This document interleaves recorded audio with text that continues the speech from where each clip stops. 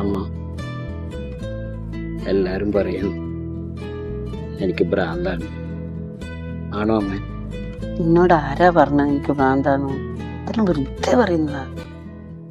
അങ്ങനെയല്ല അമ്മ, എൻ്റെ ഫ്രണ്ട്സൊക്കെ പറയാ ഞാൻ അവരോട് കൂട്ടുകൂടുന്നില്ല, ഒറ്റയ്ക്കിരുന്ന് എന്തൊക്കെയോ പിച്ചും പറയാന്ന് അവർ പറയുന്നു.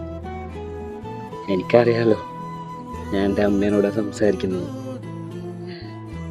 പലരും അങ്ങോട്ടും ഇങ്ങോട്ടും ഒരുപാട് തവണ പറയുന്നത് കേട്ടിട്ടുണ്ട്. എൻ്റെ അമ്മ പോയതിന് ശേഷം എനിക്കിങ്ങനെ ആയിരുന്നു. ആണോ അമ്മേ?